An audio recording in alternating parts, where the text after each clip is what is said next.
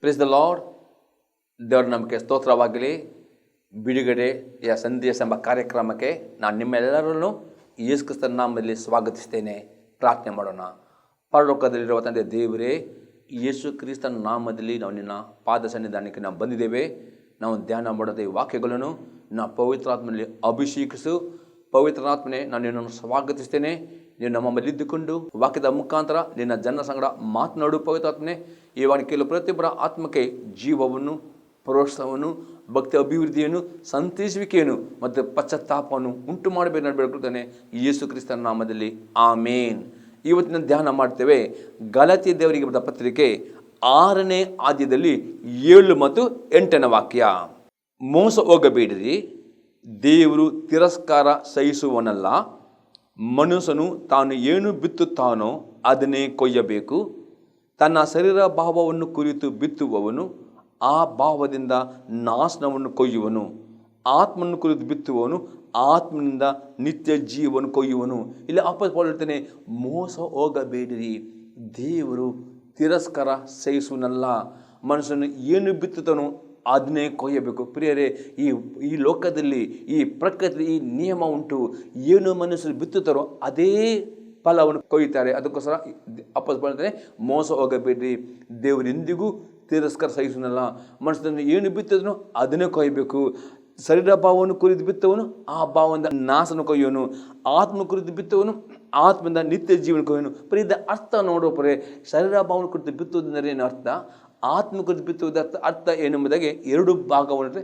ಮೊದಲನೇ ಭಾಗ ನೋಡುವ, ಶರೀರ ಭಾವವನ್ನು ಕುರಿತು ಬಿತ್ತುವುದರ ಬಗ್ಗೆ ನೋಡುವ. ಶರೀರ ಭಾವವನ್ನು ಕುರಿತು ಬಿತ್ತುವುದು ನಾವು ನೋಡ್ತೇವೆ 1ನೇ ಕೊರಿಂಥದವರಿಗೆ ಬರೆದ ಪತ್ರಿಕೆ 6ನೇ ಅಧ್ಯಾಯದಲ್ಲಿ 9 ಮತ್ತು 10ನೇ ವಾಕ್ಯ.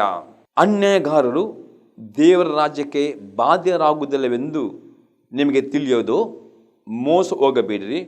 ಜಾರರು, ವಿಗ್ರಹ ಆರಾಧಕರು, ವ್ಯಭಿಚಾರಿಗಳು, ವಿಟರು, ಪುರುಷಗಾಮಿಗಳು, ಕಳ್ಳರು, ಲೋಭಿಗಳು, ಕುಡಿಕರು, ಬೈಯುವವರು, ಸುಲುಕೊಳ್ಳುವವರು, ಇವರೊಳಗೆ ಒಬ್ಬರಾದರೂ ದೇವರ ರಾಜ್ಯಕ್ಕೆ ಬಾಧ್ಯರಾಗುವುದಿಲ್ಲ.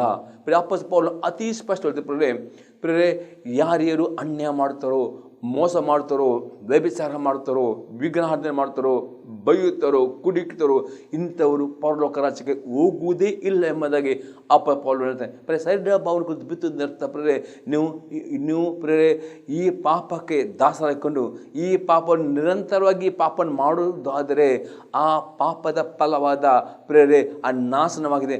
ಯಾರು ಈ ಪಾಪಕ್ಕೆ ಪಶ್ಚಾತ್ತಾಪ ಪಡುವುದಿಲ್ಲವೋ ಅವರ ಪಾಪದ ಫಲವಾಗಿ ಆ ನಿತ್ಯ ಜೀವ ಅವರು ಬಾಧ್ಯರಾಗುವುದಿಲ್ಲ. ಆ ಪಾಪ ಕೊಡುವ ಸಂಬಳ ನಿತ್ಯ ನರಕವಾಗಿದೆ. ಮತ್ತು ಪಾಪದ ಮುಖಾಂತರ ನಿಮಗೆ ಲೋಕದಲ್ಲಿ ನಾನಾ ರೋಗಗಳು, ನಾನಾ ಕಷ್ಟಗಳು ಬರ್ತವೆ. ಹಾಗಾದರೆ ನಿಮಗೆ ನಿತ್ಯ ಜೀವ ಬೇಕಾ, ಆಶೀರ್ವಾದ ಬೇಕಾ? ಈ ಸರಿಯಾದ ಸ್ವಭಾವದ ಪ್ರಕಾರ ಕುರಿತು ಬಿತ್ತಬಾರದು.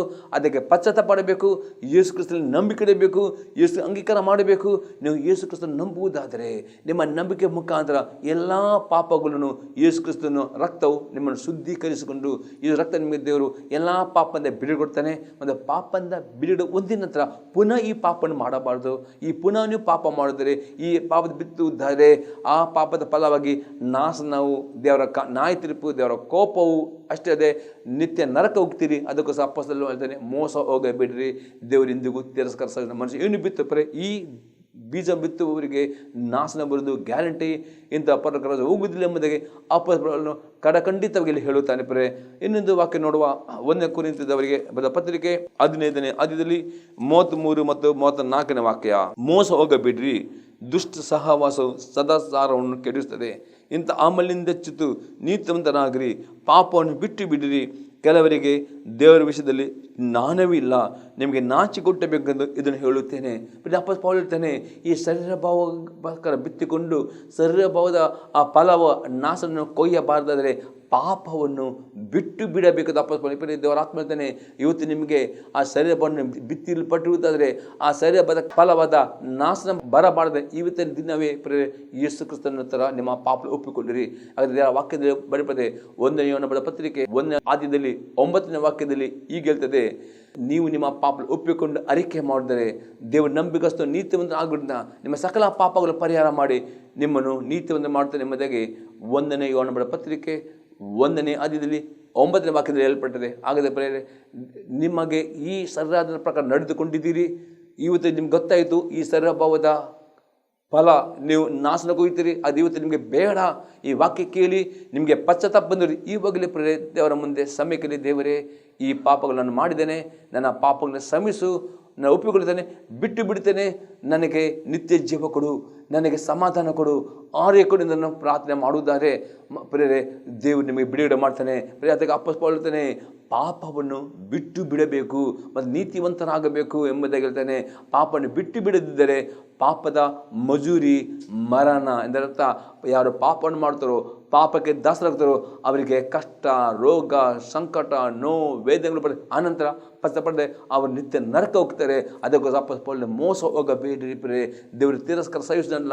ಮನುಷ್ಯನು ಏನು ಬಿತ್ತನೋ ಅದನ್ನೇ ಕೊಯ್ಯಬೇಕು ಎಂಬುದಾಗಿದೆ ಅರ್ಥವಾಗಿದೆ. ಇನ್ನೊಂದು ಅರ್ಥ ನೋಡ್ತೇವೆ. ಗಲಾತ್ಯದವರಿಗೆ ಬರೆದ ಪತ್ರಿಕೆ 5ನೇ ಅಧ್ಯಾಯದಲ್ಲಿ 19ರಿಂದ 21 ವಾಕ್ಯ. ಗಲಾತ್ಯನ್ 5:19 to 21 ತನಕ. ಶರೀರಭಾವದ ಕರ್ಮಗಳು ಪರಿಶುದ್ಧವಾಗಿವೆ. ಅವೇ ಯಾವುದೆಂದರೆ ಜಾರತ್ವ, ಬಂಡುತನ, ನಾಚಿಕೆಗೇಡಿತನ, ವಿಗ್ರಹಾರಾಧನೆ, ಮಾಟ, ಹಗೆತನ, ಜಗಳ, ಹೊಟ್ಟೆಕಿಚ್ಚು, ಸಿಟ್ಟು, ಕಕ್ಷಭೇದ, ಭಿನ್ನಮತ, ಮತ್ಸರ, ಕುಡಿಕೆತನ, ದುಂದುವತನ ಇಂಥವುಗಳೇ. ಇವುಗಳ ವಿಷಯದಲ್ಲಿ ಇಂಥ ಕಾರ್ಯಗಳನ್ನು ನಡೆಸುವವರು ದೇವರ ರಾಜ್ಯಕ್ಕೆ ಬಾಧ್ಯರಾಗುವುದಿಲ್ಲವೆಂದು ನಾನು ಹಿಂದೆ ಹೇಳಿದಂತೆ ಈಗಲೂ ನಿಮ್ಮನ್ನು ಎಚ್ಚರಿಸ್ತೇನೆ. ಪುನಃ ಅಪೊಸ್ತಲನು ಪ್ರೇರೆ ಅಲ್ಲ 1 ಕೊರಿಂಥ ಆದ್ಯದಲ್ಲಿ ಅಪೊಸ್ತಲನು ಒಳ್ಳೆಡೆ ಹೇಳಿದನು. ಪುನಃ ಗಲಾತ್ಯದವರಿಗೆ ಬರ್ತಾನೆ, ಯಾರ್ಯಾರು ಈ ಶರೀರ ಭಾವ ಪ್ರಕಾರ ನಡುತ್ತಾರೋ, ಆ ಮಾಟ, ಆ ಭಾಗ್ಯತನ, ಜಗಳ, ಒಟ್ಟು ಎಲ್ಲ ನಾಚಿಕೆ ಎಲ್ಲ ಯಾರು ಮಾಡುತ್ತಾರೋ, ಅದಕ್ಕೆ ಅಧೀನರಾಗ್ತಾರೋ ಅಂಥವರು ಪರಲೋಕ ರಾಜ್ಯಕ್ಕೆ ಬಾಧ್ಯರಾಗುವುದಿಲ್ಲ. ಪ್ರೇರೆ ಇವತ್ತು ನಿಮಗೆ ಪರಲೋಕ ರಾಜ್ಯ ಸಿಗಬೇಕಾ? ಹಾಗಾದರೆ ನೀವು ಯೇಸು ಕ್ರಿಸ್ತನಲ್ಲಿ ನಂಬಿಕೆ ಇದ್ದೀರಿ ಮತ್ತು ಯೇಸು ಕ್ರಿಸ್ತನ ಅಂಗೀಕಾರ ಮಾಡಿರಿ, ನಿಮ್ಮೆಲ್ಲ ಪಾಪಗಳು ಒಪ್ಪಿಕೊಳ್ಳಿರಿ ಮತ್ತು ಬಿಟ್ಟು ಬಿಡಬೇಕು ಪ್ರೇರೆ. ಪಾಪಕ್ಕೆ ಪಶ್ಚಾತ್ತಾಪಡಿದರೆ ಈ ಪಾಪವನ್ನು ಬಿಟ್ಟು ಬಿಡಬೇಕು ಪ್ರೇರೆ. ಮತ್ತು ದೇವರ ವಾಕ್ಯದ ಪ್ರಕಾರ ನಡೆಯುವುದಾದರೆ ಮಾತ್ರವೇ ನಿಮಗೆ ನಿತ್ಯ ಜೀವ ನಿಮಿಸುತ್ತದೆ. ಈ ಪಾಪವನ್ನು ಬಿಟ್ಟು ಬಿಡದಲು ಈ ಪಾಪಕ್ಕೆ ಗುಲಾಮರಾಗುತ್ತದೆ. ಈ ಪಾಪದ ಫಲ ಪ್ರೇರೆ ಅದು ಕೊಯ್ಯುತ್ತೀರಿ ನೀವು ನಾಶನವನ್ನು. ದೇವರ ನ್ಯಾಯ ತೀರ್ಪು, ದೇವರ ಕೋಪ, ರೋಗ, ಕಷ್ಟ, ವೇದನೆಗಳು ನಿಮಗೆ ಬರುತ್ತವೆ. ಅದು ಬೇಡ. ಹಾಗಾದರೆ ಈ ದಿನವೇ ಪ್ರೇರೆ ಈ ಬೀಜವನ್ನು ಬಿತ್ತಬೇಡ್ರಿ. ಅದಕ್ಕೆ ಬದಲಾಗಿ ಆತ್ಮನ ಕುರಿತು ಬಿತ್ತೀರಿ. ಆತ್ಮನ ಫಲ ನಿತ್ಯ ಜೀವ ಆಶೀರ್ವಾದ ಕೊಯ್ಲಿಕ್ಕೆ ಸಾಧ್ಯವಾಗ್ತದೆ. ಇನ್ನೊಂದು ಎಕ್ಸಾಂಪಲ್ ನೋಡ್ತೇವೆ. ಎಫೆಸದವರಿಗೆ ಬರೆದ ಪತ್ರಿಕೆ 5ನೇ ಅಧ್ಯಾಯದಲ್ಲಿ 3ರಿಂದ 6 ವಾಕ್ಯ. Ephesians 5 to 6. ಜಾರತ್ವ, ಯಾವ ವಿಧವಾದ ಬಂಡುತನ, ದ್ರವ್ಯಾಸೆ ಇವುಗಳ ಸುದ್ದಿಯಾದರೂ ನಿಮ್ಮಲ್ಲಿ ಇರಬಾರದು. ಇವುಗಳಿಗೆ ದೂರವಾಗಿರುವುದೇ ದೇವಜನರಿಗೆ ಯೋಗ್ಯವಾದುದು. ಹೊಲಸು ಮಾತು, ಹುಚ್ಚು ಮಾತು, ಕುಚೋದ್ಯ ಮಾತು ಇವು ಬೇಡ, ಅಯುಕ್ತವಾಗಿವೆ. ಇವುಗಳು ಬಿಟ್ಟು ದೇವರಿಗೆ ಉಪಕಾರ ಸ್ತುತಿ ಮಾಡುವುದು ಉತ್ತಮ. ಜಾರರು, ದುರಾಚಾರಿಗಳು, ವಿಗ್ರಹ ಆರಾಧಕರಂತಿರುವ ಲೋಭಿಗಳು ಇವರಲ್ಲಿ ಒಬ್ಬರಿಗಾದರೂ ಕ್ರಿಸ್ತನ ಮತ್ತು ದೇವರ ರಾಜ್ಯದಲ್ಲಿ ಬಾಧ್ಯತೆ ಇಲ್ಲವೆಂದು ನೀವು ಚೆನ್ನಾಗಿ ಬಲ್ಲಿರಲ್ಲವೇ? ಊರಿಲ್ಲದ ಮಾತುಗಳನ್ನಾಡುವವರಿಗೆ ಕಿವಿಗೊಟ್ಟು ಮೋಸ ಹೋಗಬೇಡಿರಿ. ಅಂಥ ಕೃತ್ಯಗಳ ನಿಮಿತ್ತದಿಂದ ದೇವರ ಕೋಪವು ಆತನಿಗೆ ಅವಿಧೇಯರಾಗುವ ಮೇಲೆ ಬರುತ್ತದೆ. ನೀವು ಅವರೊಂದಿಗೆ ಪಾಲುಗಾರರಾಗಿರಬೇಡಿರಿ. ಪುನಃ ಇಲ್ಲಿ ಅಪೊಸ್ತಲನು ಹೇಳ್ತಾನೆ, ಜಾರತ್ವ ಇಂಥ ಪಾಪಗಳು ಇರಬಾರದು ಎಂದು ಅಪೊಸ್ತಲನು ಹೇಳ್ತಾನೆ. ಮತ್ತು ನಿಮ್ಮ ಬಾಯಿಂದ ಹೊಲಸು ಮಾತು, ಹುಚ್ಚು ಮಾತು, ಕುಶ ಇದು ಬರಬಾರದು. ಅದೇ ಬದಲಾಗಿ ಪ್ರತಿ ಗರಿಗೆ ನಾಲಿಗೆ ದೇವರಿಗೆ ಉಪಕಾರ ಸ್ತುತಿ ಮಾಡಬೇಕು. ಮತ್ತು ಅಪೊಸ್ತಲನು ಈ ಜಾರರು, ದುರಾಸೆಗಳು ಈ ಪಾಪಗಳು ನೀವು ಮಾಡುವುದಾರೆ ಇಂಥವ್ರು ಕ್ರಿಸ್ತನ ಮತ್ತು ದೇವರ ಬಾಧ್ಯತೆ ಇಲ್ಲವೇ ಇಲ್ಲ. ಇವತ್ತು ದೇವರ ಆತ್ಮ ಹೇಳ್ತಾನೆ, ಒಂದು ವೇಳೆ ಈ ಪಾಪಕ್ಕೆ ನೀವು ಪಶ್ಚಾತ್ತಾಪ ಪಡೆದಿಲ್ಲವೋ, ಈ ಪಾಪಕ್ಕೆ ಗುಲಾಮರು ಸಾಯುತ್ತಾರೆ, ನಿಮ್ಮ ಆತ್ಮವು ನರಕಕ್ಕೆ ಹೋಗ್ತದೆ ಪ್ರೇರೆ. ಯಾಕಂದರೆ ಶರೀರ ಭಾವನ ಕುರಿತು ಬಿತ್ತುವನು ಆ ಭಾವದಿಂದ ನಾಶನಕೊಂಡು ನೀವು ನರಕಕ್ಕೆ ಹೋಗಬಾರದು. ನಿತ್ಯ ಜೀವ ಸಿಗಬೇಕಾದ್ರೆ ಪ್ರೇರೆ ಈ ಪಾಪಕ್ಕೆ ಪಶ್ಚಾತ್ತಾಪ ಪಡಬೇಕು, ಯೇಸು ನಂಬಿಕೆ ಇಡಬೇಕು, ಆತನ ಅಂಗೀಕಾರ ಮಾಡಬೇಕು. ನೀನಿಲ್ಲಿ ಮುಳಿ ಇದಿಷ್ಟ ತೆಗೆದುಕೊಂಡು ಈ ಪಾಪದಿಂದ ಬಿಟ್ಟು ಬಿಡುವುದಾದರೆ ಮಾತ್ರವೇ ನಿಮಗೆ ನಿತ್ಯ ಜೀವ ಸಿಗ್ತದೆ. ಅದೇ ಪಾಪ ಬಿಟ್ಟು ಬಿಡದಿದ್ದರೆ ನಿತ್ಯ ಜೀವ ಅಥವಾ ಆಶೀರ್ವಾದ ಬಿಡುಗಡೆ ಸಿಗುವುದಿಲ್ಲ.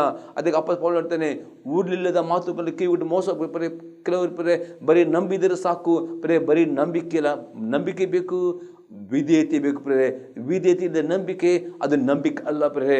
ಮತ್ತು ಅಪ್ಪ ಹೇಳ್ತಾರೆ, ಯಾರು ಅವಿಧರಾಗ್ತಾರೋ ಅವ್ರನ್ನ ಪಾಲುಗಾರಾಗಬಾರದು. ದೇವರ ಕೋಪವು ಅವಿಧರಾಗುವ ಮೇಲೆ ಮಾತ್ರ ಬರ್ತದೆ ವಿನ್ನ ಯಾವ ದೇವರ ವಿಧೇಯರಾಗ್ತಾರೆ ಅವರ ಮೇಲೆ ದೇವರ ಕೋಪ ಬರೋದಿಲ್ಲ. ವಿಧೇಯರಾಗುವವರಿಗೆ ದೇವರು ಯಾವಾಗಲೂ ಆತ ದಯೆ, ಆತ ಕೃಪೆಯು ವಿಧೇಯರಾಗುವವರು ಅನುಭವ ಮಾಡುತ್ತಾರೆ. ದಾವೀದನೇ ನಿಶ್ಚಯವಾಗಿ ಶುಭ ಕೃಪೆಯನ್ನು ಹಿಂಬಾಲಿಸಿದರೆ ನೀವು ಸಹ ಗ್ಯಾರಂಟಿ ಹೇಳಬೇಕು, ನಿಶ್ಚಯವಾಗಿ ಶುಭ ಕೃಪೆಯು ನಮ್ಮನ್ನು ಆಗದೆ. ಆ ರೀತಿ ದೇವರ ಕೃಪೆಯು, ದೇವರ ಶುಭವು ನಿಮ್ಮ ಕುಟುಂಬವನ್ನು ಹಿಂಬಾಲಿಸಬೇಕಾ? ನೀವು ದೇವರ ವಾಕ್ಯ ವಿಧೇಯರಾಗಬೇಕು. ಅವಿಧೇಯರೊಟ್ಟಿಗೆ ನೀವು ಪಾಲುರಾಗಬೇಡಿ. ಯಾರು ಅವಿಧೇಯರಾಗುತ್ತಾರೆ ಅವರ ಮೇಲೆ ಮಾತ್ರ ದೇವರ ಕೋಪ ಬರ್ತದೆ. ದೇವರ ಕೋಪ ಬರುವುದಿಲ್ಲ, ದೇವರಿಂದ ಅನ್ಯಾಯ ಮಾಡುವುದಿಲ್ಲ. ದೇವರ ದಯಾಳು, ಕೃಪಾಳು, ಕರುಣಾಳು. ಆದರೆ ಈ ಶರೀರ ಭಾವ ಕುರಿತು ಬಿತ್ತಬಾರದು. ಈ ಪಾಪವನ್ನು ಬಿಟ್ಟು ಬಿಡಬೇಕೆಂಬುದಾಗಿ ಇಲ್ಲಿ ದೇವರ ಆತ್ಮನು ಇವತ್ತು ಹೇಳುವನಾಗಿದ್ದರೆ. ಇನ್ನು 2 ಉದಾಹರಣೆ ನೋಡಪ್ರೆ. ಯಾಕೋಬನ ಬರೆದ ಪತ್ರಿಕೆ 1ನೇ ಅಧ್ಯಾಯದಲ್ಲಿ 22ನೇ ವಾಕ್ಯ, ಜೇಮ್ಸ್ ಚಾಪ್ಟರ್ 1:22. ವಾಕ್ಯದ ಪ್ರಕಾರ ನಡೆಯುವರಾಗಿರಿ, ಅದನ್ನು ಕೇಳುವವರು ಮಾತ್ರವಾಗಿದ್ದು ನಿಮ್ಮನ್ನು ನೀವೇ ಮೋಸಗೊಳಿಸಬೇಡಿರಿ. ಅಪ್ಪಸ್ತಲ ಯಾಕೋಬ ನೀವು ಬರೀ ವಾಕ್ಯನ ಕೇಳುವವರು ಮಾತ್ರವಲ್ಲ, ಏನು ಈ ವಾಕ್ಯನ ಕೇಳುತ್ತೀರಿ ಟಿ ವಿ ಮಾಧ್ಯಮದಲ್ಲಿ, ಅದು ಕೇಳಿ ಅದು ಮರೆತು ಹೋಗಿದೆ, ಅದು ಕೈಕೊಂಡು ನಡೆಯಿದರೆ ಮಾತ್ರವೇ ಈ ಕೇಳುವಂಥ ಈ ಸಂದೇಶವು ನಿಮ್ಮನ್ನು ಬಿಡುಗಡೆ ಮಾಡ್ತದೆ. ಅದೇ ವಾಕ್ಯಲ್ಲಿ ಮರೆತು ಬಿಟ್ಟರೆ ನೀವು ಮೋಸ ಹೋಗ್ತೀರಿ, ಯಾವ ಬಿಡುಗಡೆ ನಿಮಗೆ ಸಿಗುವುದಿಲ್ಲ ಪರೇ. ಇನ್ನೊಂದು ವಾಕ್ಯ ನೋಡುವ 1ನೇ ಬರೆದ ಪತ್ರಿಕೆ 1ನೇ ಅಧ್ಯಾಯದಲ್ಲಿ 8ನೇ ವಾಕ್ಯ, 1 John 1:8. ನಮ್ಮಲ್ಲಿ ಪಾಪವಿಲ್ಲವೆಂದು ನಾವು ಹೇಳಿದರೆ ನಮ್ಮನ್ನು ನಾವೇ ಮೋಸಪಡಿಸಿಕೊಳ್ತೇವೆ ಮತ್ತು ಸತ್ಯವು ನಮ್ಮಲ್ಲಿಲ್ಲ. ಪ್ರೇ ನಿಮ್ಮಲ್ಲಿ ಪಾಪವಿಲ್ಲವೆಂದು ಹೇಳಿದರೆ ನಿಮ್ಮನ್ನು ಮೋಸಪಡಿಸ್ಕೊಳ್ತೀರಿ. ದೇವರ ವಾಕ್ಯ ಚರ್ಚೆ ಓದಿರಿ, ಧ್ಯಾನ ಮಾಡಿರಿ, ಕೇಳಿರಿ. ಇವಾಗ ಕೇಳುವಾಗ ನಿಮ್ಮಲ್ಲಿ ಪಾಪ ಉಂಟು, ನಿಮ್ಮ ಮನಸ್ಸು ನಿಮಗೆ ಅಪರಾಧಿಯಿಂದ ತೀರ್ಪು ಕೊಡುವುದರೆ ಒಪ್ಪಿಕೊಳ್ಳಿರಿ, ಅರಿಕೆ ಮಾಡಿರಿ. ಇದು ರಕ್ತ ನಿಮ್ಮ ಪಾಪವನ್ನು ಶುದ್ಧೀಕರಿಸುತ್ತದೆ ಪ್ರೇರೆ. ಇನ್ನೊಂದು ವಾಕ್ಯ ನೋಡುವ 1 ಯೋನ 3ನೇ ಅಧ್ಯಾಯದಲ್ಲಿ 7ನೇ ವಾಕ್ಯ, 1 John 3:7. ಪ್ರಿಯದ ಮಕ್ಕಳೇ, ನಿಮ್ಮನ್ನು ಸನ್ಮಾರ್ಗದಿಂದ ತಪ್ಪಿಸುವುದಕ್ಕೆ ಯಾರಿಗೂ ಅವಕಾಶ ಕೊಡಬೇಡಿರಿ. ಕ್ರಿಸ್ತನು ಹೇಗೆ ನೀತಿವಂತನಾಗಿದ್ದನು ಹಾಗೆ ನೀತಿಯನ್ನು ಅನುಸರಿಸುವವನು ನೀತಿವಂತನಾಗಿದ್ದಾನೆ. ಪ್ರಿಯರೇ, ನೀವು ನೀತಿವಂತರಾಗಬೇಕಾದರೆ ಯೇಸು ಕ್ರಿಸ್ತನನ್ನು ನಂಬಿಕೆ ಇಡಬೇಕು. ಮತ್ತು ಯೇಸು ಕ್ರಿಸ್ತನ ವಾಕ್ಯದ ಪ್ರಕಾರ ಅದು ಯೇಸು ಕ್ರಿಸ್ತನನ್ನು ಅನುಸರಿಸಿದರೆ ಮಾತ್ರ ನೀತಿವಂತರಾಗ್ತೀರಿ. ಈ ಪ್ರಿಯರೇ, ಈ ಸರಿಯಾದ ಸ್ವಭಾವಕ್ಕೆ ಪ್ರಿಯ ನೀವು ಈ ಬೀಜ ಬಿತ್ತಬಾರದು. ಈ ಬಿತ್ತುವುದರೆ ಇದರ ಮುಖಾಂತರ ನಾಶ, ನಾವು ರೋಗಗಳು, ಕಷ್ಟಗಳು, ಶಾಪಗಳು, ವೇದನೆಗಳು ಅಷ್ಟಿದೆ. ಈ ಸರಿಯಾದ ಸ್ವಭಾವಕ್ಕೆ ಗುಲಾಮ ನಡೆಯುವರು ನಿತ್ಯ ನರಕ್ಕೆ ಹೋಗ್ತಾರೆ. ಅದಕ್ಕೋಸ್ಕರ ಅಪ್ಪಸಪ್ಪ ಮೋಸ ಹೋಗಬೇಡ್ರಿ, ದೇವರು ತಿರಸ್ಕಾರ ಸಹಿಸುವುದಲ್ಲ. ಹಾಗಾದರೆ ಪರೇ ನೀವು ಆತ್ಮನ ಕುರಿತು ಬಿತ್ತಬೇಕು. 2ನೇ ಪಾಯಿಂಟ್ ನೋಡುವ, ಆತ್ಮನ ಕುರಿತು ಬಿತ್ತುವವರಾಗಬೇಕು. ಇದರ ಅರ್ಥ ನೋಡೋ ಪರೇ. ಯೋನ ಬರೆಸುವಾರ್ತೆ 8ನೇ ಅಧ್ಯಾಯದಲ್ಲಿ 51ನೇ ವಾಕ್ಯ, ಜಾನ್ ಗಾಸ್ಪಲ್ 8:51. ನಿಮಗೆ ನಿಜ ನಿಜ ಹೇಳ್ತೇನೆ, ಯಾವನಾದರೂ ನನ್ನ ವಾಕ್ಯವನ್ನು ಕೇಳಿಕೊಂಡು ನಡೆದರೆ ಅವನೆಂದಿಗೂ ಸಾವನ್ನು ಕಾಣುವುದಿಲ್ಲ ಅಂದನು. ಬರೀ ಆತ್ಮನ ಕುರಿತು ಬಿತ್ತು ಅರ್ಥವಾಗಿದೆ ದೇವರ ವಾಕ್ಯಕ್ಕೆ ವಿಧೇಯರಾಗುವುದು. ಬರೀ ಯಾವಾಗ ದೇವರ ವಾಕ್ಯ ವಿಧೇಯರಾಗ್ತಿರೋ, ಇಲ್ಲಿ ಯೇಸು ಕ್ರಿಸ್ತನೇ ದೇವರ ವಾಕ್ಯ ವಿಧೇಯರಾಗುವವರು ಎಂದಿಗೂ ಅವರ ಆತ್ಮ ಸಾಯುವುದಿಲ್ಲ. ದೇವರ ವಾಕ್ಯ ವಿಧೇಯರಾಗುವರು ಇಂದು ನಿತ್ಯ ನರಕಕ್ಕೆ ಹೋಗುವುದಿಲ್ಲ. ಹಾಗಾದರೆ ಆತ್ಮನ ಕುರಿತು ಬಿತ್ತುವುದು ಅರ್ಥವಾಗಿದೆ ದೇವರ ವಾಕ್ಯಕ್ಕೆ ನೀವು ವಿಧೇಯರಾಗುವುದೇ ಈ ಆತ್ಮ ಕುರಿತು ಬಿತ್ತುವಾಗ ನಿತ್ಯ ಜೀವ ನಿಮಗೆ ಗ್ಯಾರಂಟಿ ಸಿಗುತ್ತದೆ ಪ್ರೇರೆ. ಇನ್ನು ದೃಷ್ಟಾಂತ ನೋಡುವ ಗಲಾತ್ಯರಿಗೆ ಬರೆದ ಪತ್ರಿಕೆ 5ನೇ ಅಧ್ಯಾಯದಲ್ಲಿ 16ನೇ ವಾಕ್ಯ ಮತ್ತು 22 ಮತ್ತು 23ನೇ ವಾಕ್ಯ. ಗಲಾತ್ಯನ್ಸ್ 5:16 and 22 and 23 ವರ್ಸ್. ನಾನು ಹೇಳುವುದೆಂದರೆ ಪವಿತ್ರಾತ್ಮನನ್ನು ಅನುಸರಿಸಿ ನಡೆದುಕೊಳ್ಳಿರಿ, ಆಗ ನೀವು ಶರೀರ ಭಾವದ ಅಭಿಲಾಷಗಳನ್ನು ಇಷ್ಟು ಮಾತ್ರಕ್ಕೂ ನೆರವೇರಿಸಲಿಲ್ಲ. ಪ್ರೇರೆ, ನೀವು ಯೇಸು ಕ್ರಿಸ್ತನಲ್ಲಿ ನಂಬಿಕೆ ಇಡುವಾಗ, ಯೇಸು ಅಂಕರ ಮಾಡುವಾಗ ಪವಿತ್ರಾತ್ಮ ಒಳಗೆ ಬರುತ್ತಾನೆ. ಪವಿತ್ರಾತ್ಮ ಪ್ರೇರೆ ನಿಮಗೆ ಪ್ರತಿದಿನ ದೇವರ ವಾಕ್ಯ ವಿಧೇಯರಾಗುವುದಕ್ಕೆ ನಿಮಗೆ ಉತ್ತೇಜನ ಮಾಡ್ತಾನೆ. ನೀವು ಪವಿತ್ರಾತ್ಮನನ್ನು ಅನುಸರಿಸಿದರೆ ದೇವರ ವಾಕ್ಯಕ್ಕೆ, ಪವಿತ್ರಾತ್ಮನ ಸ್ವರಕ್ಕೆ ನೀವು ವಿಧೇಯರಾಗುವುದೇ ಪವಿತ್ರ ಅನುಸರಣೆ. ಈ ಪವಿತ್ರ ನಡೆದುಕೊಳ್ಳುವುದರೆ 23 ವಾಕ್ಯದಲ್ಲಿ, ಆದರೆ ದೇವರಾತ್ಮ ಉಂಟು ಫಲವೆಂದರೆ ಪ್ರೀತಿ, ಸಂತೋಷ, ಸಮಾಧಾನ, ದೀರ್ಘಶಾಂತಿ, ದಯೆ, ಉಪಕಾರ, ನಂಬಿಕೆ, ಸಾಧುತ್ವ, ಸಮಯದಮ್ಮೆ. ಇಂಥವುಗಳನ್ನು ಯಾವ ಧರ್ಮಶಾಸ್ತ್ರ ಆಕ್ಷೇಪಿಸುವುದಿಲ್ಲ. ಬರೀ ಯಾವಾಗ ನೀವು ಪವಿತ್ರಾತ್ಮನ ನಡೆದುಕೊಂಡಿದ್ದೀರೋ ದೇವರ ವಾಕ್ಯ ವಿಧೇಯ, ಆಗ ನಿಮ್ಮಲ್ಲಿ ಈ ಪ್ರೀತಿ, ಸಂತೋಷ, ಸಮಾಧಾನ, ದೀರ್ಘಶಾಂತಿ, ದಯೆ, ಉಪಕಾರ, ನಂಬಿಕೆ, ಸಾಧುತ್ವ, ಸಮಯ, ಈ 9 ಫಲಗಳು, 9 ಯೇಸುಕ್ರಿಸ್ತನ ಗುಣಗಳು ಪ್ರೇಲೆ ನಿಮ್ಮಲ್ಲಿ ತೋರಿ ಬರ್ತವೆ. ಈ ಫಲಗಳು ನಿಮಗೆ ತೋರಿ ಬರುವಾಗ ಯಾವ ಧರ್ಮಶಾಸ್ತ್ರ ನಿಮಗೆ ಅಪರಾಧಿ ಎಂದು ತೀರ್ಪು ಮಾಡಲಿಕ್ಕೆ ಆಗುವುದಿಲ್ಲ ಎಂಬುದೇ ಹೇಳ್ತದೆ ಪ್ರೇರೆ. ಮತ್ತು ಈ ರೀತಿ ಪವಿತ್ರ ಅನುಸರಣೆ ನಡೆಯುತ್ತಾರೆ, ನಿಮಗೆ ದೇವರ ಆಶೀರ್ವಾದ ಕೊಡುತ್ತಾನೆ, ಬಿಡುಗಡೆ ಕೊಡ್ತಾನೆ, ಉತ್ತರ ಕೊಡ್ತಾನೆ. ನಿಮ್ಮ ರೋಗಗಳು ಗುಣ ಮಾಡುವನಾಗಿದೆ, ಅದ್ಭುತಗಳು ಮಾಡುವನಾಗಿದೆ. ಅದಕ್ಕೆ ಆತ್ಮಕರು ಬಿತ್ತುವುದರೆ ಪ್ರೇ ಆತ್ಮದ ಎಲ್ಲ ಆಶೀರ್ವಾದದಲ್ಲಿ ಹೊಂದುತ್ತೀರಿ, ನಿತ್ಯ ಜೀವನು ಪಡೆದುಕೊಳ್ಳುತ್ತೀರಿ ಪ್ರೇ. ಇನ್ನು ದೃಷ್ಟಾಂತ ನೋಡುವ ಕೀರ್ತನೆ 126 ಅದು 5 ಮತ್ತು 6ನೇ ವಾಕ್ಯ. ಕೀರ್ತನೆ 126 ಅದು 5 ಮತ್ತು 6ನೇ ವಾಕ್ಯ. ಅಳುತ್ತಾ ಬಿತ್ತುವವರು ಆಡುತ್ತಾ ಕೊಯ್ಯುವರು, ದುಃಖಿಸುತ್ತಾ ಬೀಜವನ್ನು ತೆಗೆದುಕೊಂಡು ಹೋಗುವವನು ಹರ್ಷಿಸುತ್ತಾ ಸಿವುಡುಗಳನ್ನು ಹೊತ್ತುಕೊಂಡು ಬರುವನು. ಪ್ರಿಯ ಇಲ್ಲಿ ಕೀರ್ತನೆಗಾರನಲ್ಲಿ ಹೇಳ್ತಾರೆ ಪ್ರಿಯ, ನಿಮಗೆ ಪ್ರಿಯ ನಿಮ್ಮ ಜೊತೆ ಅದ್ಭುತ ಆಗಬೇಕು. ಎಲ್ಲ ಕಷ್ಟದಿಂದ, ಎಲ್ಲ ಸಾಲದಿಂದ, ಎಲ್ಲ ವೇದನೆಯಿಂದ, ಎಲ್ಲ ಶಾಪದಿಂದ ಬಿಡುಗಡೆ ಆಗಬೇಕಾ? ಹಾಗಾದರೆ ಅಳುತ್ತಾ ಬಿತ್ತುವುದರಿಂದ ಅರ್ಥ ಪ್ರಿಯ ಕಣ್ಣೀರಿನಿಂದ ಪ್ರಾರ್ಥನೆ ಎಂಬ ಬೀಜವನ್ನು ಬಿತ್ತುವುದಾದರೆ ಆಡುವುದಕ್ಕೆ ಪ್ರೇರೆ ನೀವು ಪ್ರಾರ್ಥನೆ ಮಾಡುವಾಗ ಪ್ರೇರೆ ಸ್ವಲ್ಪ ಪ್ರಾರ್ಥನೆಯಲ್ಲಿ ನಿಮಗೆ ಅದ್ಭುತಗಳು ಆಗುತ್ತೆ. ಅನೇಕರು ಪ್ರೇರೆ ಸ್ವಲ್ಪ ಪ್ರಾರ್ಥನೆ ಮಾಡ್ತಾರೆ ಮತ್ತು ಅದ್ಭುತ ಅಪೇಕ್ಷಿಸ್ತಾರೆ, ಅದ್ಭುತ ಆಗುವುದಿಲ್ಲ, ದೇವರು ಗುಣಗುಟ್ಟುತ್ತೆ. ಪ್ರೇರೆ ಇವತ್ತು ಅದ್ಭುತ ಆಗಬೇಕಾ? ನಿಮ್ಮ ರೋಗಗಳು ಗುಣ ಸ್ವಲ್ಪ ಪ್ರಾರ್ಥನೆಯಲ್ಲಿ ಆಗುವುದಿಲ್ಲ, ಅಳುತ್ತಾ ಬಿತ್ತಬೇಕು. ಅಳುತ್ತಾ ಬಿತ್ತರೆ ಕಣ್ಣೀರಿನಿಂದ, ದೇವ ನನ್ನ ರೋಗವನ್ನು ಗುಣ ಮಾಡು, ದೇವ ನನ್ನಲ್ಲಿ ಅದ್ಭುತಗಳು ಮಾಡು, ನನ್ನ ಸಲ ರೀತಿ ಅಳುತ್ತಾ ಬಿತ್ತುವುದರೆ ಕಣ್ಣೀರಿಂದ ಪ್ರಾರ್ಥನೆ ಮಾಡಬೇಕು. ಈ ಕಣ್ಣಿನ ಅತಿ ಸುಲಭ ಬರೋದು. ಅದಕ್ಕೆ ಪ್ರೇರೆ ನೀವು ವಾರಕ್ಕೆ 1 ದಿನವಾದರೂ, ಅಥವಾ ಒಂದು 7 ದಿವಸವಾದರೂ, ಅಥವಾ ಒಂದು 15 ದಿನವಾದರೂ, ಅಥವಾ ಒಂದು 21 ದಿನವಾದರೂ, ಅಥವಾ ಒಂದು 40 ದಿವಸವಾದರೂ ಒಂದು ಊಟವನ್ನು ಮಾತ್ರ ಮಾಡಿ ಪ್ರೇರೆ ಉಳಿದ ಊಟವನ್ನು ನೀವು ಸ್ಯಾಕ್ರಿಫೈಸ್ ಮಾಡಿ, ನಿಮ್ಮ ಸಮಯನ ಸ್ಯಾಕ್ರಿಫೈಸ್ ಮಾಡಿ ಕಣ್ಣೀರಿನಿಂದ ನೀವು ಉಪವಾಸವಿದ್ದರೆ ಮಾತ್ರವೇ ಕಣ್ಣೀರು ಬರ್ತದೆ. ಪ್ರೇರೆ ಆ ಕಣ್ಣೀರಿನಿಂದ ಮಾಡುವ ಉಪವಾಸ ಪ್ರಾರ್ಥನೆ ದೇವರು ಎಂದಿಗೂ ತಿರಸ್ಕಾರ ಮಾಡದೆ.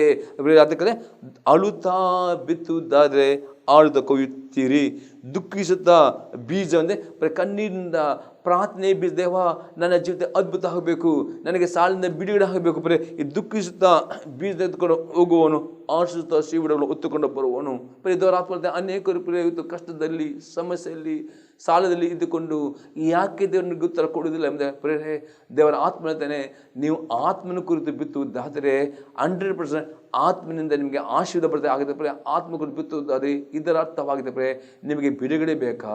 ನಿಮಗೆ ಸಾಲದಿಂದ ಬಿಡುಗಡೆ ಆಗಬೇಕಾ? ನಿಮ್ಮ ಕುಟುಂಬವು ರಕ್ಷಣೆಗೆ ಬರಬೇಕಾ? ನಿಮ್ಮ ಮಕ್ಕಳಿಗೆ ಒಳ್ಳೆಯ ಕೆಲಸ ಸಿಗಬೇಕಾ? ನಿಮ್ಮ ಮಕ್ಕಳಿಗೆ ಒಳ್ಳೆಯ ಭವಿಷ್ಯ ಸಿಗಬೇಕಾ? ಪ್ರೇರೆ ಈ ದಿನವೇ ಪ್ರಾರಂಭ ಮಾಡಿ, ಸಾಧ್ಯವಾದರೆ ವಾರಕ್ಕೆ 1 ದಿನ ಉಪವಾಸ ಪ್ರಾರ್ಥನೆ ಮಾಡಿ. ಪ್ರೇರೆ ನಿಮ್ಮ ಸಭೆ, ನಿಮ್ಮ ಸಭಾಪಾಲಕರು ಉಪವಾಸ ಗೊತ್ತು ಮಾಡಿದರೆ ನಿಮ್ಮ ಸಭಾಪಾಲಕರೊಟ್ಟಿಗೆ ಸೇರಿ ಸಭೆ ಸೇರಿ ಉಪವಾಸ ಪ್ರಾರ್ಥನೆ ಮಾಡಿ. ಉಪವಾಸದಲ್ಲಿ ಬಲ ಉಂಟು. ಉಪವಾಸವಿದ್ದು ಕಣ್ಣೀರಿನ ಪ್ರಾರ್ಥನೆ ಮಾಡುವಾಗ ದೇವರು ನಿಮ್ಮ ಕಣ್ಣೀರಿನ ಪ್ರಾರ್ಥನೆಗೆ ಉತ್ತರ ಕೊಟ್ಟೆ ಕೊಡುತ್ತಾನೆ.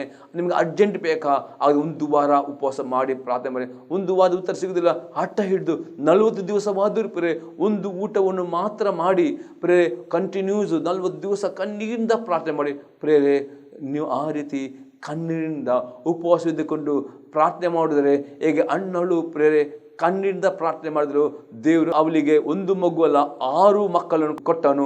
ಅದೇ ರೀತಿ ಪ್ರೇರೆ ಕಣ್ಣೀರನ್ನು ಪ್ರಾರ್ಥನೆ ಮಾಡಿದರೆ ಮಾತ್ರವೇ ಮಿರಾಕಲ್ ಆಗ್ತದೆ, ಅದ್ಭುತಗಳು ಆಗ್ತೇವೆ. ಪ್ರೇರ ನೋಡ್ತೇವೆ ಕೀರ್ತನೆ 1:4 ವಾಕ್ಯದಲ್ಲಿ ಪ್ರೇರೆ ಅಲ್ಲಿ ಅದ್ಭುತ ಆಯಿತು. ಅನ್ಯ ಜನರು ಇರ್ತಾರೆ, ದೇವರು ಅದ್ಭುತ ನಿಜ. ಈ ರೀತಿ ನಿಮ್ಮ ಕುಟುಂಬದ ಅದ್ಭುತ ಆಗಬೇಕಾ? ನಿಮ್ಮ ರೋಗಗಳು ಗುಣ ಆಗಬೇಕಾ? ಸಾಲಿನ ಬಿಡುಗಡೆ ಆಗಬೇಕಾ? ದೇವರ ಆತ್ಮ ಇರ್ತದೆ. ನಿಮ್ಮ ಮಕ್ಕಳಿಗೆ ಒಳ್ಳೆಯ ಜೀವನ ಸಂಗತಿಗಳು ಸಿಗಬೇಕಾ? ನಿಮ್ಮ ಒಳ್ಳೆಯ ಕೆಲಸ ಸಿಗಬೇಕಾ? ನಿಮ್ಮ ಸಂಬಳ ಜಾಸ್ತಿ ಆಗಬೇಕಾ? ಈ ದಿನವೇ ಪ್ರಾರಂಭ ಮಾಡಿ, ಕಣ್ಣೀರಿಂದ ಪ್ರಾರ್ಥನೆ ಮಾಡಿ. ಕಣ್ಣೀರಿನ ಪ್ರಾರ್ಥನೆಗೆ ಉತ್ತರ ಉಂಟೇ ಉಂಟು ಪ್ರೇರೆ. ಇನ್ನು ಅರ್ಥ ನೋಡೋ ಪ್ರೇರೆ ಧರ್ಮೋಪದೇಶಕರ ಪುಸ್ತಕ 28ನೇ ಅಧ್ಯಾಯದಲ್ಲಿ 1 ಮತ್ತು 2ನೇ ವಾಕ್ಯ. ಡಿಟೋನಮಿ ಚಾಪ್ಟರ್ 28 ವರ್ಸ್ 1 and 2. ಧರ್ಮೋಪದೇಶಕರ ಪುಸ್ತಕ 28ನೇ ಅಧ್ಯಾಯದಲ್ಲಿ 1 ಮತ್ತು 2ನೇ ವಾಕ್ಯ. ನೀವು ನಿಮ್ಮ ದೇವರಾದ ಯೆಹೋವನ ಮಾತನ್ನು ಶ್ರದ್ಧೆಯಿಂದ ಕೇಳಿ, ನಾನೀಗ ನಿಮಗೆ ಬೋಧಿಸುವ ಆತನ ಆಜ್ಞೆಗಳನ್ನೆಲ್ಲ ಅನುಸರಿಸಿ ನಡೆದರೆ ಆತನ ಭೂಮಿ ಮೇಲಿರುವ ಎಲ್ಲ ಜನಾಂಗಗಳಿಗಿಂತಲೂ ನಿಮ್ಮನ್ನು ಉನ್ನತ ಸ್ಥಿತಿಗೆ ತರುವನು. ನಿಮ್ಮ ದೇವರಾದ ಯೆಹೋವನ ಮಾತಿಗೆ ಕಿವಿಗೊಟ್ಟು ನಡೆದರೆ ಈ ಶುಭಗಳೆಲ್ಲ ನಮಗೆ ಪ್ರಾಪ್ತವಾಗು. ಯಾವುದೆಂದರೆ ಪ್ರೇರೆ ನೋಡ್ತೇವೆ ಇವತ್ತು ಪ್ರೇರೆ ದೇವರು ಈ ಅಲ್ಲಂಬಿಕೆಯಲ್ಲಿ ಪ್ರೇರೆ ಆಕಾಶ ಮತ್ತು ಭೂಮಿಯನ್ನು ಸಾಕ್ಷಿಗಿಟ್ಟಿದ್ದಾನೆ. ಯಾರ್ಯಾರು ದೇವರ ವಾಕ್ಯಕ್ಕೆ ಪೂರ್ಣ ಮನುಷ್ಯನಿಂದ, ಪೂರ್ಣ ಪ್ರಾಣದಿಂದ, ಪೂರ್ಣ ಆತ್ಮದಿಂದ, ಪ್ರೀತಿಯಿಂದ ವಿಧೇಯರಾಗ್ತಾರೋ ಬರೀ ಈ ವಿಧೇಯತೆಯ ಬೀಜವನ್ನು ಬಿತ್ತಿದರೆ ಮಾತ್ರವೇ ಇಲ್ಲಿ ಬರೆಯಲ್ಪಟ್ಟಿದ್ದ 3-14 ವಾಕ್ಯದ ಅನೇಕ ಆಶೀರ್ವಾದದಲ್ಲಿ ಬರೆಯಲ್ಪಟ್ಟ ಈ ಎಲ್ಲ ಆಶೀರ್ವಾದಗಳು ನಿಮಗೆ ಸಿಗುತ್ತವೆ. ಪ್ರೇರೆ ಸುಮ್ಮನೆ ಆಶೀರ್ವಾದ ಬರುವುದಿಲ್ಲ. ಪ್ರೇರೆ ಬರೀ ಯೇಸು ಕ್ರಿಸ್ತನ ನಂಬಿದ ಕೂಡಲೇ ನಿಮ್ಗೆ ಆಶೀರ್ವಾದ. ಯೇಸು ಕ್ರಿಸ್ತನ ನಂಬಿಕಿಡಬೇಕು, ನೀರಿನಲ್ಲಿ ಮುಳುಗಿ ಅಂದುಕೊಳ್ಳಬೇಕು, ಕರ್ತನ ಸಭೆಗೆ ಬರಬೇಕು. ಆನಂತರ ಕರ್ತನ ಸಭೆಯಲ್ಲಿ ಬರೀ ಕೇಳುವಂಥ ಸ್ವಸ್ಥ ಬೋಧನೆ, ಈ ಟಿ ವಿ ಕೇಳುವ ಸ್ವಸ್ಥ ಬೋಧನೆ, ದಿನ ದೇವರ ವಾಕ್ಯ ಓದಿಕೊಂಡು ಪ್ರೇರೆ ದೇವರ ಪ್ರತಿಯೊಂದು ಆಜ್ಞೆಗಳನ್ನು ಹುಡುಕಿಕೊಂಡು ಓದುವರಬೇಕು. ಮತ್ತು ಪ್ರತಿಯೊಂದು ಆಜ್ಞೆಗಳನ್ನು ಪೂರ್ಣ ಹೃದಯದಿಂದ, ಪೂರ್ಣ ಮನಸ್ಸಿನಿಂದ, ಪೂರ್ಣ ನಿಮ್ಮ ಶಕ್ತಿಯಿಂದ, ಪ್ರೀತಿಯಿಂದ ವಿಧೇಯರಾಗುವುದಾದರೆ, ಆ ವಿಧೇಯತೆ ಬೀಜ ಬಿತ್ತಿದರೆ ಮಾತ್ರವೇ ಆಶೀರ್ವಾದ ಕೊಯ್ಯುತ್ತೀರಿ. ಆದರೆ ಅವಿಧೇಯರಾಗುವುದರೆ ಶಾಪಗಳು ನೆನಪಿಟ್ಟು ನೀವು ಆರಿಸಿಕೊಳ್ಳಬೇಕು. ಪ್ರೇರೆ ಅದಕ್ಕೆ ದೇವರ ವಾಕ್ಯದೆ ಮೋಸ ಹೋಗಬೇಡಿರಿ. ದೇವರು ತಿರಸ್ಕಾರ ಸಹಿಸುನಲ್ಲ, ಮನಸ್ಸನ್ನು ಏನು ಬಿತ್ತುತ್ತಾನೋ ಅದನ್ನು ಕೊಯ್ಯಬೇಕು. ಅನೇಕರು ಪ್ರೇರೆ ದೇವರ ವಾಕ್ಯಕ್ಕೆ ಅವಿಧೇಯರಾಗುತ್ತಾರೆ. ಅವಿಧೇಯತೆ ಬೀಜ ಬಿತ್ತಿಕೊಂಡು ನಿಮಗೆ ಆಶೀರ್ವಾದ ಬರುವುದಿಲ್ಲ. ಪ್ರೇರೆ ಆ ವಿಧೇಯತೆ ಬೀಜ ಬಿತ್ತುಕೊಂಡು ನಿಮಗೆ ಶಾಪ ಬರೋದು ನೆನಪಿಟ್ಟು ದೇವರು ಎಂದಿಗೂ ಅನ್ಯಾಯ ಮಾಡೋದಿಲ್ಲ. ಪ್ರಕೃತಿಯಲ್ಲಿ ಈ ನಿಯಮ ಪ್ರೇರೆ ಬೇಸಿಗೆ ಕಾಲ, ಚಳಿಗಾಲ, ಈ ರೀತಿ ಪ್ರತಿಯೊಂದು ಪ್ರಕಾರ ಈ ನಿಯಮ ಪ್ರೇರೆ ಬದಲಾಗ. ಅದೇ ರೀತಿ ಅಪೊಸ್ತಲ ಪೌಲನು ಹೇಳ್ತಾನೆ, ನೀವು ಶರೀರ ಭಾವನೆ ಕುರಿತು ಬಿತ್ತುವುದಾದರೆ, ಅವಿಧೇಯರಾಗುವುದಾದರೆ ಮಾತ್ರವೇ ಶಾಪಗಳು, ರೋಗಗಳು, ಕಷ್ಟಗಳು, ವೇದನೆಗಳು, ನೋವುಗಳು ನಿಮಗೆ ಬರ್ತಾ ಇರ್ತವೆ. ಆದರೆ ನೀವು ಪವಿತ್ರ ಆತ್ಮನುಸಾರ ದೇವರ ವಿಧೇಯರಾಗುವುದರೆ ಈ ಆಕಾಶ ಭೂಮಿ ಪ್ರೇರೆ ನಿಮಗೆ ಆಶೀರ್ವಾದ ಬಂದೇ ಬರದಾಗದೆ. ದೇವರ ಆತ್ಮ ನಿಮಗೆ ಆಶೀರ್ವಾದ ಬೇಕಾ? ವಿಧೇಯತೆ ಎಂಬ ಬೀಜನ ಬಿತ್ತಿರಿ, ನೋಡಿ ಆಶೀರ್ವಾದ ನಿಮಗೆ ಹಿಂಬಾಲಿಸ್ಕೊಂಡು ಬರ್ತವೆ. ಇನ್ನೊಂದು ಎಕ್ಸಾಂಪಲ್ ನೋಡ್ತೇವೆ. 2 ಕೊರಿಂಥದವರಿಗೆ ಬರೆದ ಪತ್ರಿಕೆ 9ನೇ ಅಧ್ಯಾಯದಲ್ಲಿ 6-10 ವಾಕ್ಯ. 2 ಕೊರಿಂಥಿಯನ್ಸ್ 9:6-10. ಆದರೆ ಸ್ವಲ್ಪವಾಗಿ ಬಿತ್ತುವವನು ಪೈರನ್ನು ಸ್ವಲ್ಪವಾಗಿ ಕೊಯ್ಯುವನು, ಹೆಚ್ಚಾಗಿ ಬಿತ್ತುವನು ಹೆಚ್ಚಾಗಿ ಕೊಯ್ಯುವನು ಎಂದು ತಿಳುಕೊಳ್ಳಿರಿ. ಪ್ರತಿಯೊಬ್ಬನು ತನ್ನ ತನ್ನ ಹೃದಯದಲ್ಲಿ ನಿರ್ಣಯಿಸಿಕೊಂಡ ಪ್ರಕಾರ ಕೊಡಲಿ. ದುಃಖದಿಂದಾಗಲಿ ಬಲಾತ್ಕಾರದಿಂದಾಗಲಿ ಯಾರೂ ಕೊಡಬಾರದು. ಯಾಕೆಂದರೆ ಸಂತೋಷವಾಗಿ ಕೊಡುವವನ ಮೇಲೆ ದೇವರಿಗೆ ಪ್ರೀತಿಯುಂಟು. ದೇವರು ಸಕಲ ವಿಧವಾದ ದಾನಗಳನ್ನು ನಿಮಗೆ ಧಾರಾಳವಾಗಿ ಅನುಗ್ರಹಿಸಲಿಕ್ಕೆ ಶಕ್ತನಾದ್ದರಿಂದ ನೀವು ಯಾವಾಗಲೂ ಎಲ್ಲ ವಿಷಯಗಳಲ್ಲಿ ಪರಿಪೂರ್ಣತೆ ಉಳ್ಳವರಾಗಿ ಸಕಲ ಸತ್ಕಾರ್ಯಗಳನ್ನು ಹೇರಳವಾಗಿ ಮಾಡುವವರಾಗಿರಬೇಕು. ಉಪಕಾರಿ ವಿಷಯದಲ್ಲಿ ಅವನು ಬಡವರಿಗೆ ಧಾರಾಳವಾಗಿ ಕೊಟ್ಟನು, ಅವನ ನೀತಿಯ ಫಲವು ಸದಾಕಾಲವೂ ಇರುವುದು ಎಂದು ಶಾಸ್ತ್ರ ಬರೆದಿದೆಲ್ಲ. ಬಿತ್ತುವವನಿಗೆ ಬೀಜವನ್ನು, ಉಣ್ಣುವವನಿಗೆ ಆಹಾರವನ್ನು ಕೊಡುವಾತನು. ನಿಮಗೂ ಬಿತ್ತುವುದಕ್ಕೆ ಬೀಜವನ್ನು ಕೊಟ್ಟು ಹೆಚ್ಚಿಸಿ ನಿಮ್ಮ ಧರ್ಮ ಕಾರ್ಯಗಳಿಂದಾಗುವ ಫಲಗಳನ್ನು ವೃದ್ಧಿಪಡಿಸುವನು. ಪ್ರೇರೆ ನಿಮಗೆ ಆರ್ಥಿಕ ಸಮೃದ್ಧಿ ಬೇಕಾ? ನಿಮ್ಮ ಸಂಬಳದಲ್ಲಿ ಸಂಬಳವು ನಿಮಗೆ ಜಾಸ್ತಿ ಆಗಬೇಕಾ? ನಿಮ್ಮ ಬಿಸ್ನೆಸ್ ಆದಾಯವು ಇನ್ಕ್ರೀಸ್ ಆಗಬೇಕಾ? ಹಾಗಾದರೆ ನೀವು ಪ್ರೇರೆ ದೇವರಿಗೆ ಸಲ್ಲುವಂಥ ದಶಮಾಂಶ, ಇಲ್ಲಿ ಬೀಜ ಸ್ವಲ್ಪವಾಗಿ ಬಿತ್ತುವ ನೀವು ದೇವರಿಗೆ ದಶಮಾಂಶ ಕಾಣಿಕೆ ಸ್ವಲ್ಪವಾಗಿ ಬಿತ್ತಿತ್ತರು. ಅನೇಕರು ದೇವರಿಗೆ ಪೂರ್ತಿಯಾಗಿ ದಶಮಾಂಶ ಕೊಡುವುದಿಲ್ಲ. ದೇವರ ವಾಕ್ಯ ಮಲಾಕಿ ಪುಸ್ತಕದಲ್ಲಿ 3ನೇ ಅಧ್ಯಾಯದಲ್ಲಿ ಕೊಡಲ್ಪಟ್ಟ ಈ ಆಜ್ಞೆ, 3ನೇ ಅಧ್ಯಾಯ 10ನೇ ವಾಕ್ಯದ ಕೊಟ್ಟ ಈ ಆಜ್ಞೆ ಹೊಸ ನಂಬಿಕೆಯಲ್ಲಿ ಅದನ್ನು ಕ್ಯಾನ್ಸಲ್ ಆಗಲ್ಲ. ನಿಮ್ಮ ದಶಮಾಂಶವನ್ನು ಕಾಣಿಕೆಯನ್ನು ಯಾವುದಕ್ಕೆ ತೆಗೆದುಕೊಂಡು ಬಂದಿರಿ ಮತ್ತು ನನ್ನ ಪರೀಕ್ಷಿಸಿರಿ, ನನ್ನ ಪರಲೋಕದ ದ್ವಾರಗಳನ್ನು ತೆರೆದು ನಿಮಗೆ ತಲೆ ಇಡ್ಲಾಡಿಸೋರು ಸುರಿಸ್ತೇನೆ ಎಂಬುದಾಗಿ ದೇವರು ವಾಗ್ದಾನ ಮಾಡಿದೆ. ಈ ಆರ್ಥಿಕ ಸಮೃದ್ಧಿ ನಿಮಗೆ ಬೇಕಾ? ಹಾಗಾದರೆ ದಶಮಾಂಶ ಎಂಬ ಬೀಜ ಸಂತೋಷದಿಂದ ಗುರುಡೆ ನೀವು ಬಿತ್ತು ಬರಬೇಕು. ಇನ್ನೂ ನಿಮಗೆ ಜಾಸ್ತಿ ಬೇಕಾ? ಇನ್ನೂ ದಶಮಾಂಶ ಕಾಣಿಕೆ ದಶಮಾಂಶ ಕಾಣಿಕೆ ಪರೋಪಕಾರ ದಾನ ಈ ಎಲ್ಲ ಬೀಜ ಆಗಿದ್ದಾವೆ. ಸಂತೋಷದಿಂದ ಹೃದಯಪೂರ್ವಕವಾಗಿ ಉದಾರ ಮನಸ್ಸಿಂದ ದೇವರಿಗೆ ಕೊಡುವಂಥ ದಶಮಾಂಶವಾಗಲಿ, ಕೊಡುವ ಕಾಣಿಕೆ ಆಗಲಿ, ಅಥವಾ ಕೊಡುವ ದಾನ ಧರ್ಮವಾಗಲಿ, ಅದನ್ನು ಮಾಡುವ ಉಪಯುಕ್ತ ಈ ಬೀಜವನ್ನು ಬಿತ್ತುವುದಾದರೆ ಮಾತ್ರವೇ ನಿಮಗೆ ಆರ್ಥಿಕ ಕೊಯ್ಲು ನಿಮಗೆ ಸಿಗ್ತದೆ. ನಿಮ್ಮ ಸಂಬಳವು ಜಾಸ್ತಿ ಆಗ್ತದೆ, ನಿಮ್ಮ ಇನ್ಕ್ರೀಸ್ ಆಗ್ತದೆ, ಮತ್ತು ದೇವರು ನಿಮಗೆ ಸಾಲದಿಂದ ಬಡದ ಕೊರತೆಯಿಂದ ಬಿಡಿ. ಒಂದು ವೇಳೆ ಈ ದಶಮಾಂಶ ಅದರ ಕಾಣಿಕೆ ಬೀಜ ಬಿತ್ತದಿದ್ದರೆ ನಿಮಗೆ ಆರ್ಥಿಕ ಸಮೃದ್ಧಿ ಪಾಲನೆ ಕೊಯ್ಲಿಕ್ಕೆ ಆಗುವುದಿಲ್ಲ. ದೇವರು ತಿರಸ್ಕಾರ, ದೇವರು ಮೋಸ ಹೋಗಬೇಡ್ರಿ, ನೀವು ಬಿತ್ತಬೇಕು. ದಶಮಾಂಶ ಕಾಣಿಕೆ ಬೀಜ ಬಿತ್ತಿದರೆ ಮಾತ್ರವೇ ಆಶೀರ್ವಾದ ನಿಮಗೆ ಬರ್ತದೆ, ಇಲ್ಲದರೆ ನಿಮಗೆ ಸಿಗುವುದಿಲ್ಲ. ಅದಕ್ಕೆ ವಾಕ್ಯ ನೋಡಿದ್ರೆ ಗಲಾತ್ಯರಿಗೆ ಪತ್ರಿಕೆ 6ನೇ ಅಧ್ಯಾಯದಲ್ಲಿ 9ನೇ ವಾಕ್ಯ, ಒಳ್ಳೆಯದನ್ನು ಮಾಡುವುದರಲ್ಲಿ ಬೇಸರಗೊಳ್ಳದೇ ಇರೋಣ, ಯಾಕಂದರೆ ಮನಗುಂದದಿದ್ದರೆ ತಕ್ಕ ಸಮಯದಲ್ಲಿ ಬೆಲೆಯನ್ನು ಕೊಯ್ಯುವು. ಇಲ್ಲಿ ಅಪೊಸ್ತಲ ಪೌಲನು ಒಳ್ಳೆಯದನ್ನು ಎಂದರೆ ಅಪೊಸ್ತಲ ಪೌಲನು ಹೇಳ್ತಾನೆ ಗಲಾತ್ಯ ಬರೆದ ಪತ್ರಿಕೆ 6ನೇ ವಾಕ್ಯದಲ್ಲಿ ಈಗ ಹೇಳ್ತಾನೆ, ದೇವರ ವಾಕ್ಯದಲ್ಲಿ ಉಪದೇಶ ಹೊಂದುವವನು, ಉಪದೇಶ ಮಾಡುವವನಿಗೆ ತನಗೆ ಎಲ್ಲ ಒಳ್ಳೆ ಪಾಲು ಕೊಡಲಿ. ದೇವರ ವಾಕ್ಯದಿಂದ ಈ ಉಪದೇಶ ನೀವು ಹೊಂದುವುದಾದರೆ, ಉಪದೇಶ ಮಾಡುವವನಿಗೆ ನಿಮ್ಮ ಆದೆ ಬಂದ ದಶಮಾಂಶದಲ್ಲಿ ಕಾಣಿಕೆಯಿಂದ ನೀವು ದೇವರ ವಾಕ್ಯ ಕೊಲ್ಪಟ್ಟ ಬೋಧಕರನ್ನು ಸನ್ಮಾನಿಸುವುದಾದರೆ ಅಪ್ಪಳುತ್ತಾನೆ, ನೀವು ಈ ಒಳ್ಳೆಯದನ್ನು ಅಂದರೆ ನೀವು ಕೊಡುವಂಥ ದಶಮಾಂಶ ಕಾಣಿಕೆಯನ್ನು ಬೇಸಗೊಳ್ಳದೆ ನೀವು ಮಾಡುವುದಾದರೆ ತಕ್ಕ ಸಮಯದಲ್ಲಿ ಆರ್ಥಿಕ ಬೆಲೆ ಕೊಯ್ಯುತ್ತೆ ಆಗಿ ನಿಮಗೆ ಆರ್ಥಿಕವಾಗಿ ನಿಮಗೆ ಸಮೃದ್ಧಿ ಬೇಕಾ, ನಿಮ್ಮ ಸಂಬಳ ಜಾಸ್ತಿ ಆಗಬೇಕಾ, ಕೆಲವರಿಗೆ ಪ್ರಮೋಷನ್ ಸಿಗಬೇಕಾ, ನಿಮ್ಮ ಸಾಲಿನ ಬಿಡುಗಡೆ ಆಗಬೇಕಾ, ಹಾಗಾದರೆ ಪ್ರೇರೆ ದೇವರ ವಾಕ್ಯತ್ತದೆ ನೀವು ದಶಮಾಂಶ ಕಾಣಿಕೆ ಅಥವಾ ಪರೋಪಕಾರ ದಾನ ಬೀಜನು ಯಥಾರ್ಥವಾಗಿ ಪ್ರೀತಿಯಿಂದ ಬಿತ್ತುವುದಾದರೆ ದೇವರು ನಿಮಗೆ ಆ ಬಿತ್ತದ ಹಾಗೆ ಆರ್ಥಿಕ ಬೆಲೆ ಆರ್ಥಿಕ ಕೊಯ್ಲಿಕ್ಕೆ ಸಾಧ್ಯವಾಗ್ತದೆ. ಮತ್ತು ದೇವರು ನಿಮಗೆ ಇನ್ನೂ ಆರ್ಥಿಕ ಸಮೃದ್ಧಿ ಮಾಡಿಕೊಂಡು ನಿಮಗೆ ಐಶ್ವರ್ಯವನ್ನು ಕೊಡ್ತಾನೆ. ಎಲ್ಲ ಕೊರತೆ ಎಲ್ಲ ಬಡತನ ಸಹ ಬಿಡುಗಡೆ ಕೊಡುವವನು ಆಗಿದ್ದಾನೆ ಎಂಬುದಾಗಿ ಅಪೊಸ್ತಲ ಪೌಲನು ಹೇಳ್ತಾನೆ. ಪ್ರಿಯರೇ, ಅದೇ ರೀತಿ ಯಾಕೋಬನ ಬರೆದ ಪತ್ರಿಕೆ 3ನೇ ಅಧ್ಯಾಯದಲ್ಲಿ 18ನೇ ವಾಕ್ಯ, ಜೇಮ್ಸ್ ಚಾಪ್ಟರ್ 3:18, ಸಮಾಧಾನ ಪಡಿಸುವವರು ಸಮಾಧಾನ ಎಂಬ ಬೀಜನ ಬಿತ್ತಿ ನೀತಿ ಎಂಬ ಫಲವನ್ನು ಕೊಯ್ಯುವವರು. ಪ್ರಿಯರೇ, ನಿಮ್ಮ ಕುಟುಂಬದಲ್ಲಿ ಸಮಾಧಾನ ಬೇಕಾ? ಹಾಗಾದರೆ ನಿಮ್ಮ ಕುಟುಂಬದಲ್ಲಿ ಗಂಡ ಹೆಂಡತಿಯಲ್ಲಿ ಜಗಳಕ್ಕೆ ಆಸ್ಪದ ಕೊಡಬಾರ್ದು. ಒಬ್ಬರು ಕೋಪ ಮಾಡಿದ್ರೆ ಇನ್ನೊಬ್ಬರು ಸಮಾಧಾನದಿಂದ ಇರಬೇಕು. ಯಾವಾಗ ನಮ್ಮ ಕುಟುಂಬದಲ್ಲಿ ಸಮಾಧಾನ ಎಂಬ ಬೀಜ ಬಿತ್ತಿದ್ದರೂ ನಿಮ್ಮ ಕುಟುಂಬದಲ್ಲಿ ಸಮಾಧಾನ ಬರ್ತದೆ. ನೀತಿ ಎಂಬ ಬೀಜ ಬಿತ್ತಿದ್ದರೂ ನೀವು ನೀತಿಯ ಫಲ ಕೊಯ್ತೀರಿ. ನೀತಿವಂತನಿಗೆ ದೇವರು ಎಲ್ಲ ಶುಭ ಅಂತ. ಹಾಗಾದರೆ ಇಲ್ಲಿ ಅಪೊಸ್ತಲ ಪೌಲನು ಹೇಳ್ತಾನೆ, ಮೋಸ ಹೋಗಬೇಡ್ರಿ. ದೇವರು ತಿರಸ್ಕಾರ ಸಹಿಸುವನಲ್ಲ. ಮತ್ತು ತಾನು ಏನು ಬಿತ್ತುತ್ತಾನೋ ಅದನ್ನೇ ಕೊಯ್ಯಬೇಕು. ತನ್ನ ಶರೀರ ಕುರಿತು ಬಿತ್ತುವನು ಆ ಶರೀರ ನಾಶನ. ಹಾಗಾದರೆ ನೋಡ್ತೇವೆ, ಶರೀರ ಭಾವ ಪ್ರಕಾರ ಬಿತ್ತುವುದಾದರೆ, ಶರೀರ ಭಾವ ಅನುಸಾರ ಪಾಪ ಮಾಡುವುದಾದರೆ, ದೇವರ ಬಗ್ಗೆ ಅವಿಧರಾಗುವುದಾದರೆ ಪ್ರೇರೆ ಅದರ ಪ್ರತಿಫಲವಾಗಿ ನೀವು ನಿತ್ಯ ನರಕ ಹೋಗುತ್ತೀರಿ. ಅಥವಾ ಅದರ ಪ್ರತಿಫಲವಾಗಿ ಕಷ್ಟಗಳು, ರೋಗಗಳು, ಸಮಸ್ಯೆಗಳು, ಶಾಪಗಳು ಬರ್ತವೆ. ಆದರೆ ಆ ಶರೀರವನ್ನು ನೀವು ಬಿತ್ತದನ್ನು ಅದು ಕ್ಯಾನ್ಸಲ್ ಮಾಡಬೇಕಾ? ಇದೇ ಗಳಿಗೆಯಲ್ಲಿ ಪಶ್ಚಾತ್ತಾಪ ಪಡೆಯಕ್ಕೆ ದೇವರು ದಯಾಳು, ದೇವರ ಕರುಣಾಳು ಆಗಿದ್ದಾನೆ. ಈಗೊಂದು ತೋಟದಲ್ಲಿ ಒಬ್ಬ ತೋಟ ಮಾಡುವ ತೋಟಗಾರನು ಆ ತೋಟದಲ್ಲಿ ಯಾವುದೇ ಒಂದು ಕೆಟ್ಟ ಬೀಜ ಒಂದು ಇರುವುದಾದರೆ ಕೂಡಲೇ ಅವನು ಆ ಬೀಜವನ್ನು ಬೇರಿನ ಸಮೇತ ಕಿತ್ತು ಬಿಸಾಡುತ್ತಾನೋ. ಅದೇ ರೀತಿ ಇವತ್ತಿನ ದಿನ ಇವಾಗ ಕೇಳಿ, ನೀವು ಈ ಕೆಟ್ಟ ಬೀಜವನ್ನು ಸರಿಯಾದ ಬೀಜ ಬಿತ್ತಿದ್ದೀರಿ, ಅದರ ಫಲ ನಾಶ ಬರ್ತದೆ. ಹಾಗಾದರೆ ನಿಮಗೆ ಬೇಡ. ಇವಾಗಲೇ ನಿಮ್ಮ ಪಾಪಕ್ಕೆ ಪಶ್ಚಾತ್ತಾಪ ಪಡ್ರಿ. ನೀವು ಪಾಪಕ್ಕೆ ಪಶ್ಚಾತ್ತಾಪ ಪಡುವುದಾರೆ, ನಿಮ್ಮ ಪಾಪ ಒಪ್ಪಿಕೊಂಡು ಅರಿಕೆ ಮಾಡಿದರೆ ಯೇಸು ಕ್ರಿಸ್ತ ನೀತಿವಂತನಾಗಿದ್ದಾನೆ. ಆತ ನಂಬಿಕೆ ನಿಮ್ಮೆಲ್ಲ ಪಾಪಗಳನ್ನು ಯೇಸು ಕ್ರಿಸ್ತನ ರಕ್ತದಲ್ಲಿ ತೊಳೆದು ಶುದ್ಧೀಕರಿಸ್ತಾನೆ. ಅನಂತರ ಆ ಪಾಪದಲ್ಲಿ ಬಿಟ್ಟಿರಿ ಮತ್ತು ದೇವರ ಆತ್ಮನಿಗೆ ವಿದ್ಯಾರಿಕೊಂಡು ದೇವರ ವಾಕ್ಯ ವಿಧೇಯತೆ ಎಂಬ ಬೀಜನ ಬಿತ್ತಿರಿ. ಆಗ ಎಲ್ಲ ಆಶೀರ್ವಾದಗಳು, ಬಿಡುಗಡೆ, ರೋಗ ಸೌಖ್ಯ ಪ್ರಾರ್ಥನೆ ಹೊಂದಿಕೊಳ್ಳುತ್ತೀರಿ. ಅಷ್ಟೇ ನಿತ್ಯ ಜೀವನ ಹೊಂದಿಕೊಳ್ಳುತ್ತೀರಿ. ದೇವರ ನಮಗೆ ಸ್ತೋತ್ರವಾಗಲಿ. ಈ ವಾಕ್ಯ ನಿಮ್ಮ ಜೊತೆ ಕಾರ್ಯ ಮಾಡಿ ನಿಮ್ಗೆ ಉತ್ತೀರ್ಣ ಆಗುವುದಾದರೆ ಸಾಕ್ಷಿ ಕೊಡಿರಿ. ಮತ್ತು ಯಾರಿಗಾದರೂ ಪ್ರಾರ್ಥನೆ ಬೇಕು ನಿಮ್ಮ ಕೈಯಲ್ಲಿ ಮೇಲೆ ನನಗೆ ಪ್ರಾರ್ಥನೆ ಮಾಡ್ತಾನೆ.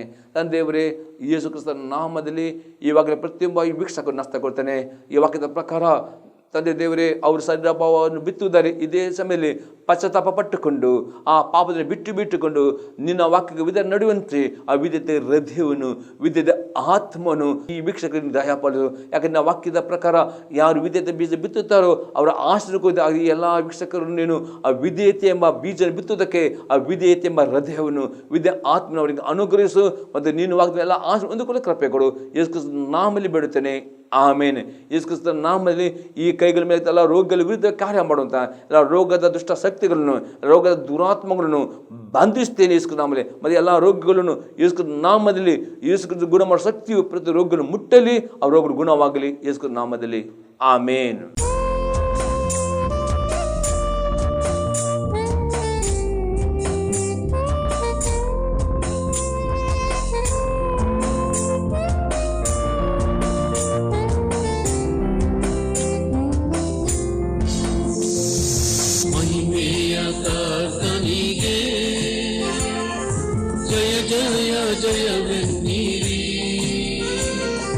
ಜಯ ವೀರ ದೇವನಿಗೆ ನಿತ್ಯ ಸ್ತುತಿ.